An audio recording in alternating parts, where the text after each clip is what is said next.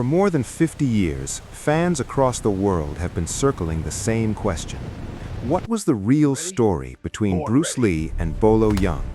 Not the version that made it onto screen, not the carefully managed public narrative, the actual story, the training, the friendship, the private moments that never found their way into any interview or documentary or official account.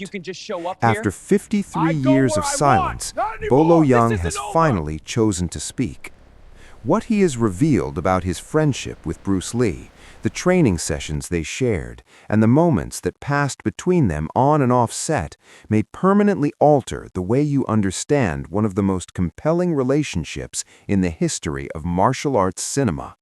Bruce Lee, then Jean-Claude Van Damme, then who? After Van Damme, who is the next? Nobody. See, where I was lucky was because of him. Right across the 24 years, why no next? Where is the next? Nobody. What you just heard was Bolo Yeung saying something that the martial arts world has quietly understood for decades, but rarely heard stated so plainly. Bruce Lee didn't just make films, he created an entirely new category of cinema.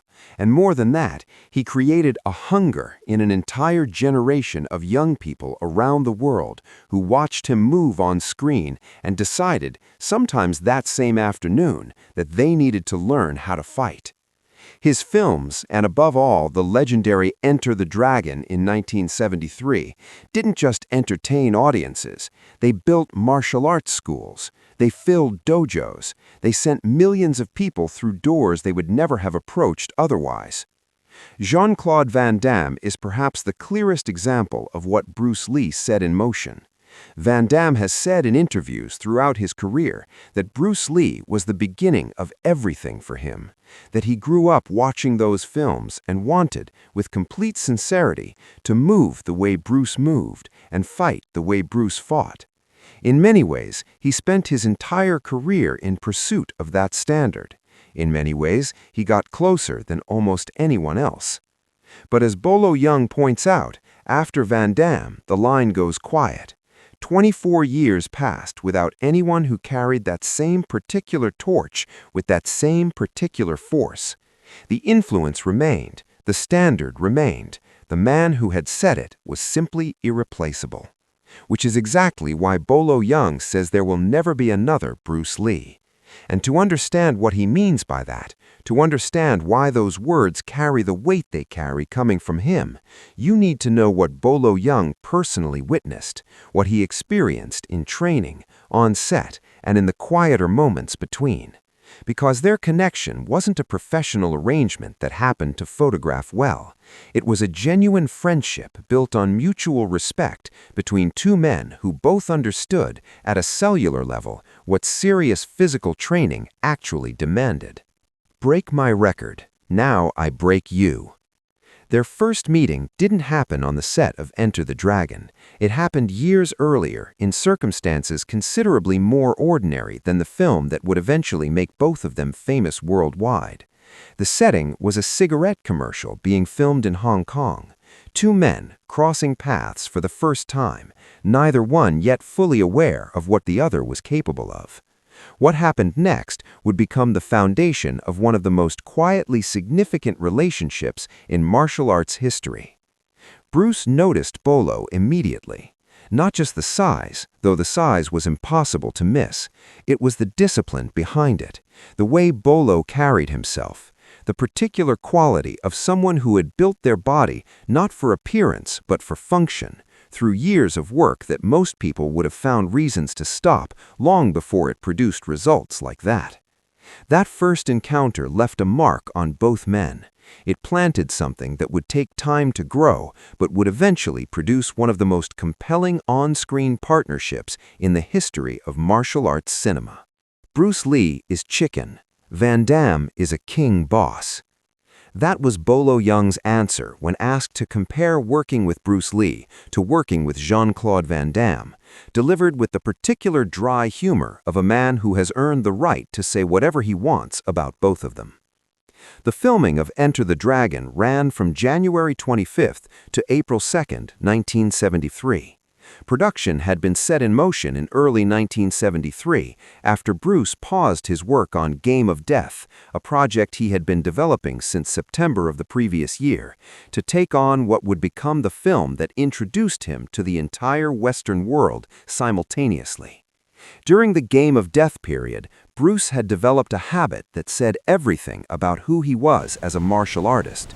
He regularly invited fighters, athletes, and serious practitioners to his home in Hong Kong, not for social visits exactly, but for conversations about martial arts that almost always ended the same way. Someone would make a point, someone else would demonstrate something, equipment would come out, the conversation would move from words to movement. His home reflected this completely. It was filled with training equipment, much of it custom designed by Bruce himself, built to specifications that matched training methods he had developed and refined over years of experimentation. Not tools pulled from a catalog, tools built for a specific mind pursuing specific goals. Among the most frequent visitors to that home was Bolo Yeung, 10-time Mr. Hong Kong bodybuilding champion, a man whose dedication to both bodybuilding and martial arts had made him one of the most physically formidable people in Hong Kong, and whose discipline and seriousness had made him, in the early 1970s, a genuine friend of Bruce Lee, rather than simply an acquaintance or training partner. That friendship would ultimately lead to the role that made Bolo internationally recognizable, the iconic villain in the 1973 classic that needed no complicated villain because it had Bolo Yeung. Their visits covered everything. Sometimes the conversation was about bodybuilding, training methodology, nutrition, the philosophy of physical development. Other times it was pure sparring, two serious martial artists testing their skills against each other with genuine intent. And every single time, Bolo came away with the same impression, no matter how many times the experience repeated itself. The speed was simply not possible. Not by any framework he had for understanding what a human body could do. He had trained his entire life, he had been around serious martial artists his entire career, and Bruce Lee moved in a way that didn't fit inside any of it. On July 10, 1972, Bolo arrived at Bruce's home again, but this time he wasn't alone. With him was George Lazenby, the Australian actor best known for stepping into one of cinema's iconic roles in the 1969 film On His Majesty's Secret Service, the man who played James Bond when the world wasn't sure anyone could play James Bond except Sean Connery. Both Bolo and Lazenby were at that point attached to Game of Death as co-stars. Both men would eventually see that project paused when Enter the Dragon took priority, a decision that redirected the course of all three of their careers in ways none of them could have fully anticipated at the time. Some people say Bruce Lee was China's atomic bomb. I disagree with that completely. Many countries have atomic bombs. There is only one Bruce Lee. That was Bolo Yeung, not performing for a camera, not constructing a quote for public consumption, but saying something he had clearly arrived at through his own private reckoning with what he had witnessed firsthand. When a UK television station interviewed him recently and raised the subject of Bruce Lee, his response carried the same quality it carries when he speaks about him. Not nostalgia, not the rehearsed warmth of someone honoring a legacy they've been asked to honor 100 times before. Something more specific than that. The weight of someone who actually knew the man, trained with the man, stood close enough to the man to understand that the legends, all of them, were still falling short of the reality. I said it clearly. Someone like Bruce Lee appearing again within the next 100 years is unprecedented and unlikely. The problem is this. Today's audiences and fans can only see Bruce Lee's packaging, his moves, his charisma, the external things that photograph well and translate easily to screen. But they overlook the one thing that cannot be seen from the outside, the one thing they cannot fully understand, his way of thinking. Bolo paused when he reached the memory, the way a person pauses when they arrive at something they have carried for a long time and haven't spoken aloud very often. I remember it clearly. the afternoon of July 10th, 1972. A few friends and I had gone to Bruce's home for a visit, including the Australian actor who had appeared in the James Bond film. We talked for a while. When it was time to leave, we called the taxi and got in. The taxi was just about to pull away. Bruce suddenly stopped the car. He asked me to get out. I got out. We stood there and talked for about 2 minutes, just the two of us. The last thing he said to me was, "I will come back." He let that sit for a moment before continuing.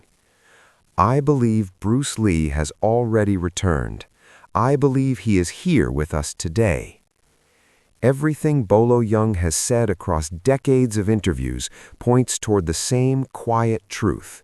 This was not professional admiration, not the polished respect one public figure extends to another for the benefit of an audience. What Bolo carried for Bruce Lee was something considerably more personal, the genuine gratitude of a man who had been changed by another man's presence, not just on a film set, but in a home, in a training session, in an ordinary afternoon conversation that turned out to matter more than either of them could have known at the time. They had trained together in Bruce's home, side by side in kung fu and physical conditioning, each learning from the other, each pushing the other toward something neither could have reached alone. Their friendship had been built not on fame or industry connection, but on the specific bond that forms between two people who share a serious, lifelong commitment to the same discipline. It is one of cinema's quieter losses that Enter the Dragon never gave us the fight between them on screen. The greatest martial artist of his generation and one of the most physically imposing men to ever appear in an action film, and the camera never placed them on opposite sides of a confrontation. What it gave us instead was something the camera almost always misses entirely: a genuine human connection, built slowly, maintained quietly, and carried forward by one man long after the other was gone. Then came July 20th, 1973, the day the world stopped making sense for everyone who had known Bruce Lee, and for millions who had only known him through a screen. He was 32 years old. 5 days later, on July 25th, more than 30,000 people gathered outside the Kowloon funeral parlor. They came to stand in the heat and wait for a glimpse of the open casket. They came because they didn't know what else to do with what they were feeling. It was the largest funeral Hong Kong had ever witnessed, a city saying goodbye to someone it understood, even then, would not come again. Among those grieving that day was Bolo Yeung. He had not lost a co-star, he had not lost a professional connection or a chapter of his career. He had lost a friend, the particular kind of friend that a person meets perhaps once in a lifetime if they are fortunate, the kind whose absence doesn't diminish with time, but simply becomes a different shape of presence, the kind you carry forward, every day, for the rest of your life. Subscribe, because this channel exists to find the stories behind the stories, the ones that were never fully told, the ones that remind us that the legends we think we know were, first and always, human beings. See you in the next one. The Last Conversation. The Untold Story of Bruce Lee and Bolo Yeung. There are friendships that the world never fully sees. Not because they were hidden deliberately, not because either person involved was ashamed of them, but because some connections exist in spaces that cameras don't reach. In training rooms and private homes and ordinary afternoons that nobody thought to document because nobody understood yet that they were witnessing something worth preserving. The friendship between Bruce Lee and Bolo Yeung was exactly that kind of connection. For 53 years, the world has known the surface of it. 2 men, 1 film, a legendary villain and the man who created the legend. a brief professional collaboration that produced some of the most iconic imagery in the history of martial arts cinema. What the world has not fully known, until now, is everything underneath that surface. The years that preceded the film, the training sessions that nobody filmed, the conversations that passed between two serious practitioners who had found in each other something rare, a person who understood at the same depth and with the same seriousness what a lifetime devoted to physical and mental discipline actually meant. This is that story. Part 1. Rotterdam to Hong Kong. To understand what Bruce Lee and Bolo Yeung meant to each other, you have to understand what each of them had already become before they ever crossed paths. Bolo Yeung was born Yang Si in Canton, China in 1946. He began training in Chinese martial arts as a young child, not as an extracurricular activity, not as something his parents thought might build character, but with the total commitment of someone who had found the thing that made sense of everything else. By the time he was a teenager, his dedication to both martial arts and physical conditioning had already set him apart from everyone around him in ways that were impossible to ignore. He moved to Hong Kong as a young man, and it was there that his body became something the city had never quite seen before. Through training that most people would have found reasons to abandon long before it produced results, Bolo built a physique that belonged in a different category from ordinary human physical development. He won the Mr. Hong Kong Bodybuilding Championship. Then he won it again, then again, 10 times in total. A record that spoke not just to physical gifts, but to the kind of sustained year-after-year commitment that separates people who want something from people who will not accept not having it.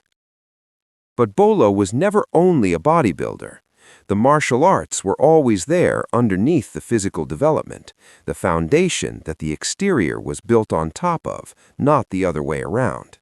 He understood that size without skill was a liability as much as an asset. He trained accordingly. Bruce Lee, by the time he arrived in Hong Kong in the early 1970s, was already in the process of becoming something the world didn't have a fully adequate framework for yet.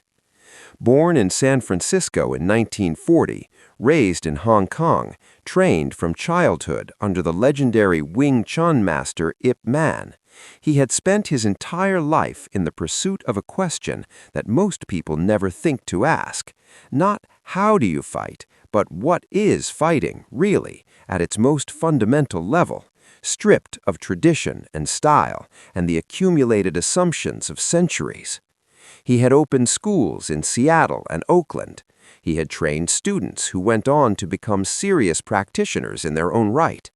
He had developed the philosophy and framework of Jeet Kune Do, not a style, he always insisted, but the absence of style. The idea that a truly effective fighter needed to be like water, formless, adaptable, capable of becoming whatever the moment required without the limitation of a fixed shape. By the time he returned to Hong Kong to make films, he was already, among people who understood what they were looking at, something extraordinary. The films were bringing that reality to a much larger audience, but for people like Bolo Yeung, who had been around serious martial artists their entire lives and developed their own finely calibrated sense of what genuine skill looked like, the recognition came from somewhere deeper than a cinema screen. Their paths crossed for the first time, not on a film set, but in the most ordinary of commercial circumstances, a cigarette advertisement being filmed in Hong Kong in the early 1970s. It was the kind of work that serious martial artists took in that era when the Hong Kong film industry was still finding its footing, and the money that would later flow through it had not yet fully arrived. Practical work, a day's filming, the kind of thing you did and forgot about. Except Bruce Lee didn't forget about Bolo Yeung. He noticed him immediately. Not just the physical presence, though the physical presence was remarkable and impossible to overlook. What Bruce noticed was something underneath it, the discipline behind the size, the way Bolo moved, the quality of awareness in his eyes, the particular signal that one serious practitioner picks up from another without needing a demonstration or a conversation to confirm it. Bruce introduced himself. They talked. The conversation that was supposed to last the duration of a filming break extended considerably beyond it. By the time that day ended, something had been established between them that neither man would have been able to fully articulate, but both understood without needing to. A recognition, a mutual acknowledgement of seriousness, the beginning of something that would develop slowly and organically over the months that followed into one of the most genuine friendships either man would form during that period of their lives. Part 3. The House on Cumberland Road. In the early 1970s, Bruce Lee's home in Hong Kong became a gathering place. Not in the social sense, not a place where the film industry came to network and be seen and conduct the ordinary business of people who want things from each other, but a place where serious martial artists came to talk, to train, to exchange ideas, to test theories against each other in the most direct way available, by actually trying them on people who were genuinely trying to stop them from working. Bruce had filled the house with training equipment. Much of it he had designed himself, tools built to specifications that matched his unique training methodology, which had evolved far beyond anything available commercially. Custom-made equipment for a custom-made approach to physical development and combat preparation. Bolo Yeung was one of the most frequent visitors. Sometimes he came to talk about bodybuilding, training methodology, the relationship between muscle mass and functional speed, the question of how much size was useful before it became a limitation. These were conversations that genuinely interested Bruce, who had thought deeply about the physics of the human body and had strong, carefully considered views about the relationship between strength, speed, and mass. Other times they sparred, two serious practitioners testing their skills against each other with genuine intent, the way serious practitioners do when they trust each other enough to be honest about what they're trying. Not the theatrical sparring of people performing for an audience, the real kind, where both people are actually trying and both people are actually learning. And every single time, without exception, Bolo came away with the same experience. The speed was not possible. He had trained his entire life. He had been around serious martial artists his entire career. He had developed a sophisticated understanding of what human physical performance looked like at its upper limits, and Bruce Lee consistently operated outside those limits in a way that Bolo's existing frameworks simply could not accommodate. It wasn't just that Bruce was fast. Speed is something you can measure and categorize and place somewhere on a spectrum you already understand. What Bruce had wasn't like that. It was as if the ordinary relationship between intention and action, the small but measurable gap between deciding to move and actually moving, simply didn't exist for him. He arrived at places before the process of getting there seemed to have begun. Bolo would throw a strike, carefully, with his full skill and considerable physical capability behind it, and Bruce would not be where the strike was going before Bolo had fully registered that he had thrown it.